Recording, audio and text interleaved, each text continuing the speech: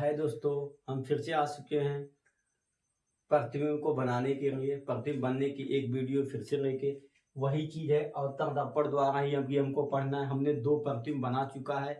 2 प्रतिबिंब की वीडियो आप देख सकते हो, प्लेलिस्ट में पा जाओगे। आज हम देखेंगे प्रतिबिंब बनाने की तीसरी यानी प्रतिबिंब की स्थिति, तीसरी स्थिति पढ़ेंगे। तीसरी स्थिति क्या कहती है? जब वस्तु वक्रता केंद्र सी पे, आपकी वस्तु को कहाँ पे रखा जाएगा? जो दर्पण का वक्रता केंद्र होगा, कौन सा? जो दर्पण का वक्रता केंद्र होगा सी, उस पे वस्तु रखी जाएगी, तब प्रतिबिंब कैसे बनेगा देख सकते हो। अब यहाँ पे हम बनाने की कोशिश करते हैं। उसके लिए हम एक दर्पण उठाएंगे। एक दर्पण हमने ले लिया है ना, एक दर्पण हमने उठाया। ये कौन सा दर्पण है? अवतल, क्योंकि अवतल दर्पण ही द्वारा आप पढ़ रहे हो तो अवतल दर्पण हमने यहाँ पे लिया। इसके बाद एक मुख्य अक्ष हम खींच देंगे। मुख्य अक्ष जब खींचते हैं तो इसमें हमको कई पॉइंट मिलते हैं। एक वक्रता केंद्र मिलेगा, एक मुख्य फोकस एफ मिलेगा, दर्पण का ध्रुव पी मिलेगा, है ना। ये चीजें हमको मिलती हैं। अब वस्तु कहाँ पे रखी है? देखो, जब वस्तु वक्रता केंद्र सी पे हो, ये वक्रता केंद्र सी है ना, इस पे वस्तु को रख दिया जाए। ये वक्रता केंद्र सी था, इस पे हमने क्या कर दिया? वस्तु को रख दिया। कहा था सी पे वस्तु वक्रता केंद्र सी, तो वक्रता केंद्र सी यहाँ है तो इस पे वस्तु रख दी। इस वस्तु का नाम दे देते हैं ए बी। हमने नाम क्या दे दिया? वस्तु कहाँ पे रखी है? वक्रता केंद्र सी, तो सी पे हमने क्या कर दिया? एक वस्तु रख दिया। इस वस्तु का नाम क्या दे दिया? ए बी दे दिया। अब इसको प्रतिबिंब बनाने के लिए यहाँ 3 नियम है। इन तीनों नियमों में से 2 नियम का प्रयोग करके हम क्या करेंगे? प्रतिबिंब को बनाना सीखेंगे। क्या करेंगे? प्रतिबिंब को बनाना सीखेंगे। देखते हैं कैसे बनेगा। प्रतिबिंब बनाने के 2 नियम, कैसे इसका प्रतिबिंब बनेगा कैसे? पहला नियम का प्रयोग करते हैं। इसके पहला नियम क्या कहता है? मुख्य अक्ष के समांतर जाने वाले प्रकाश की किरणें दर्पण से परावर्तन के पश्चात मुख्य फोकस से होकर जाती है। तो ये मान लेते वस्तु, वो किरणें, प्रकाश की किरणें जाती कहाँ से? जहां पे वस्तु रखी रहती है वहीं से प्रकाश की किरणें जाती है। तो ये वस्तु है तो यह वस्तु यहीं से प्रकाश की किरण जाएगी। पहला नियम मुख्य अक्ष के, ये मुख्य अक्ष है, इसके समांतर जाएगी। ये मुख्य अक्ष के समांतर चलने वाली प्रकाश की किरणें, मुख्य अक्ष के समांतर जाने वाली प्रकाश की किरणें दर्पण से परावर्तन के पश्चात मुख्य फोकस से होके जाती है। कहां से होके जाएगी? मुख्य फोकस से होकर जाती है। ये हमने पहले नियम का प्रयोग कर लिया। पहला नियम हो गया ना, पहला नियम का प्रयोग हो गया। ये तीसरा नियम का प्रयोग नहीं होगा। क्यों? क्योंकि तीसरा नियम वक्रता केंद्र से होके जाता है और वस्तु ही आपने वक्रता केंद्र पे रख दिया है, तो इसका आप प्रयोग नहीं कर पाओगे तीसरे नियम का। तो पहला नियम का हो गया, फिर दूसरे नियम का प्रयोग करते हैं। किसके नियम का? दूसरा नियम। दूसरा नियम क्या कहता है?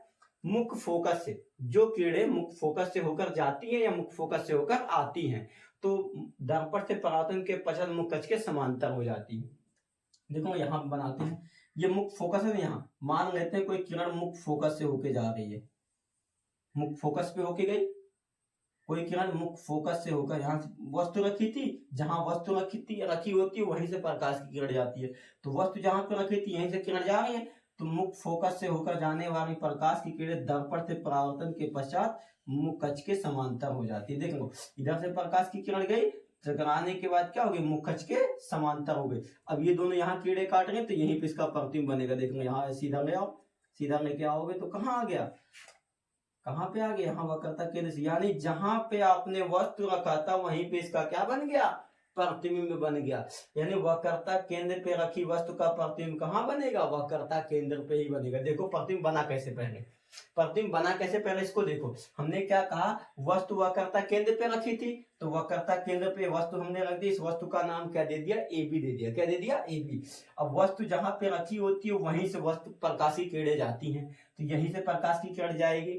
तो कौन 3 नियमों में से 2 नियम का प्रयोग होगा। पहले नियम का मुख्य अक्ष के समान, ये आपकी किरण, ये जो होती है इसे हम कहते हैं मुख्य अक्ष। ये आपकी होती है मुख्य अक्ष।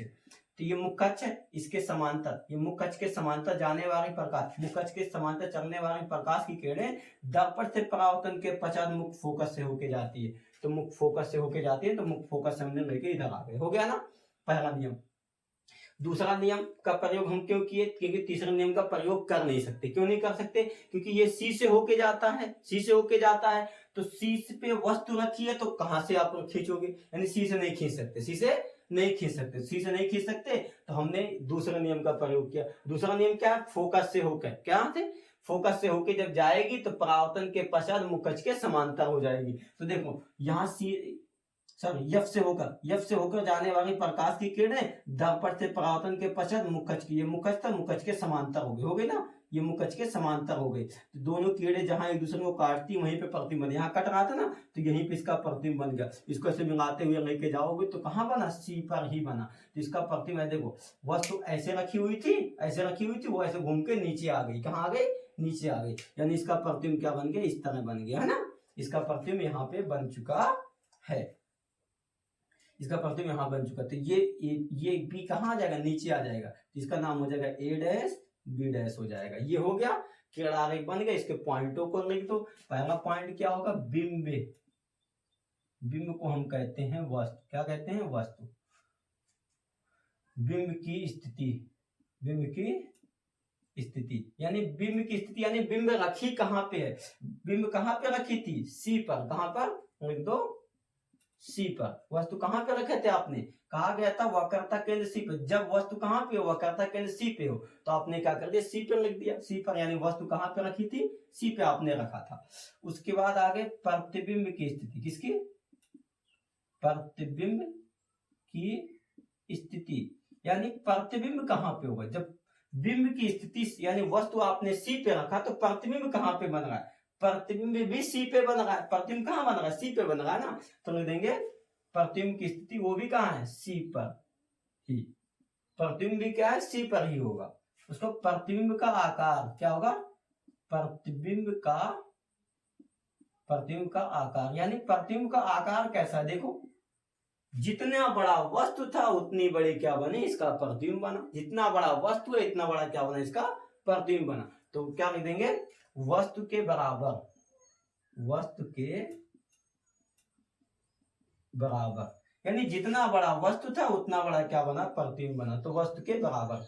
और प्रकृति कैसी होगी, प्रतिबिंब की प्रकृति, प्रतिबिंब की प्रकृति, प्रतिबिंब की प्रकृति, प्रतिबिंब की प्रकृति क्या होगी, प्रतिबिंब की प्रकृति क्या होगी, यदि प्रतिबिंब कैसा होगा तो वास्तविक,